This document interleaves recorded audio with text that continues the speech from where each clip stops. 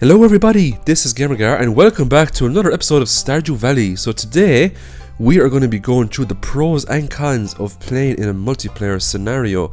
So as you know, Stardew Valley has a co-op mode. Up to 4 people can play in co-op mode. For the purposes of today's video, we're just going to show you 2 people playing, so it's going to be myself and the wife. And we're going to start with the best pros of playing together, but also the cons. So one of the first major pros here is when you play together is that you can divide and conquer. Now what also can happen is that because 2 people are playing, you can end up with an absurd amount of crops that you have to water. But when you play in co-op mode, your partner can actually recover their energy by just going into bed here. Now you don't have to click yes and select sleep for the night. You can just select no, stay in bed, and your energy meter will gradually increase. Now this isn't as good as the hot springs when they open up in summer, but it is still very effective early on in the game if you need energy to do more. So the second pro here is you can basically divide and conquer. So as you can see here, the wife is farming and I am in the caves trying to get down to the level, trying to get some materials. Now we did do a challenge run recently, and using this method we were able to achieve 6 million gold by the end of year 1. So if you haven't checked out that video, I suggest that you do so, because it does showcase a lot of really good tips and strategies that you can use in co-op mode. So divide and conquer is great.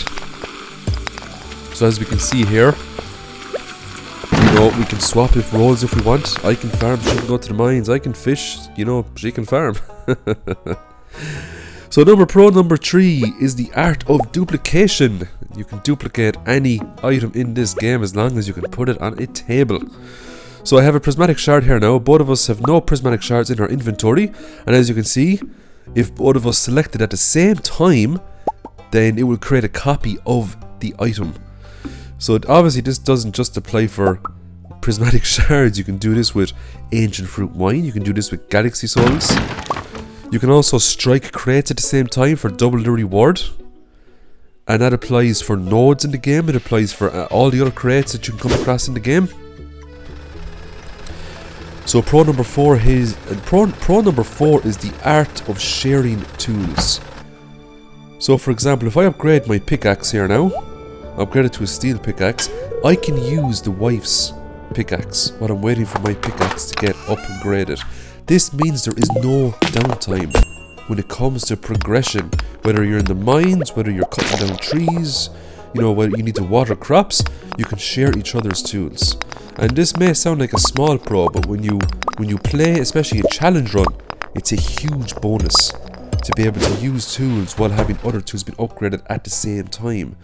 Another huge pro to playing a multiplayer is that when you donate an item to the museum, so when you give some items to Gunther here, after giving him a certain amount of items, he will give you a prize. Your partner can also collect that prize without having to give him artifacts. So it's double the rewards. So I just got 9 cauliflower seeds there now, and the wife can also get the 9 cauliflower seeds. So this is actually very nice, especially in spring if you're starting off. That's 18 cauliflowers straight off the bat. Another huge pro is when you unlock the quest board in fall. When you complete this quest, both players will also receive the rewards. So I'm just going to select a curious substance quest here now, and we're going to try go get an ectoplasm. Only one person needs to get that ectoplasm. Once we hand that into the wizard, the prize can be gotten by both players. So I just accepted the quest there now. So let's hand the ectoplasm into the wizard here, and he's delighted. So I'm just going to go to my quest here now. We'll see how much money I get for that.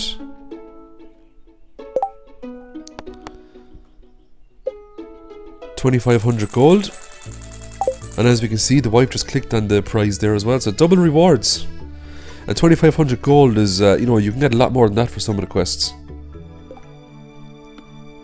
So as you can see here now, she also gets 2,500 gold. And she didn't do a thing. She's just lazing around the farm.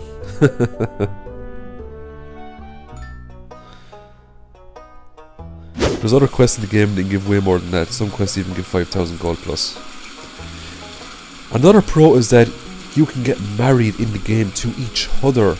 Now this isn't even the start of it. As some of you may know, that when you get married in Stardew Valley, your partner will unlock additional hearts. If you fulfill those hearts, you will get a star drop. But if you marry another player, you do not have to unlock those additional hearts. You will get the star drop immediately. The only caveat is that you have to purchase the recipe for the diamond ring, and it is very expensive to make. But we'll show you here now. So she just asked me to marry her now. I said yes for the second time. So she's very lucky. She got into a nice dress and everything for me.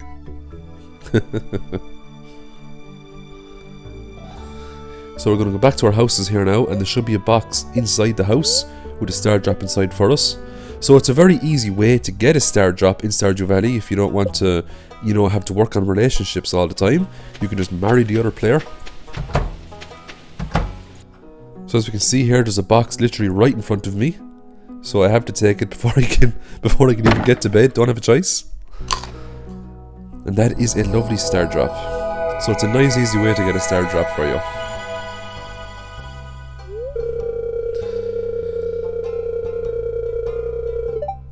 So I was going to say that it reminds you of subscribers, because I could really do with some subscribers. I'd love to get the channel monetized. So if you're enjoying the content I'm putting out so far, subscribe to the channel, please.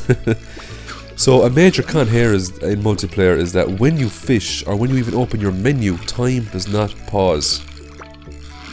Time will move. So you have to be very careful when you, especially if you're catching legendary fish like this.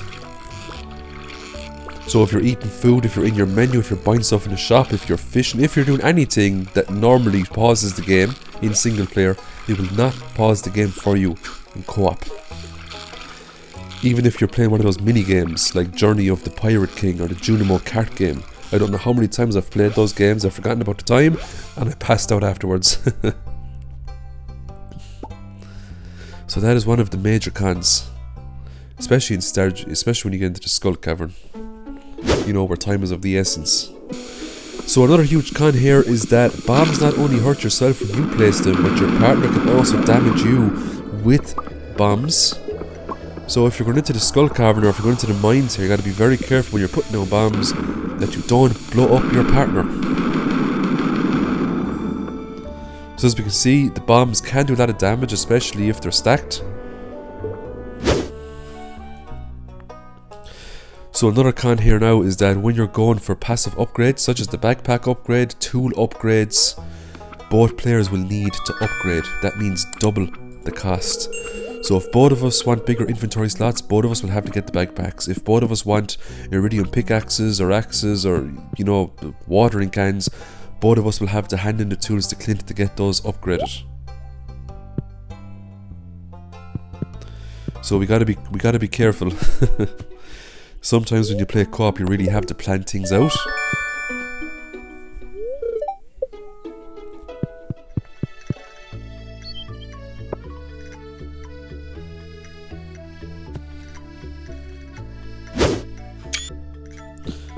So another major con here now is that your wife can't spend all your money in Stardew Valley, so you gotta watch out.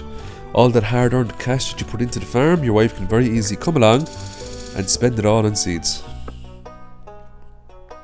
Now I know there is an option you can select at the start of the game where you can have your own separate stash of money, so this con obviously is only a con if you select to have it, you know, all in the one account.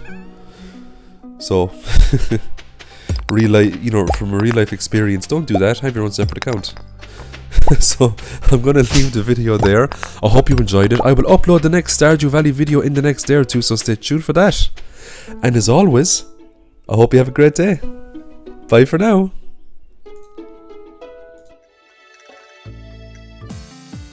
Thanks for watching.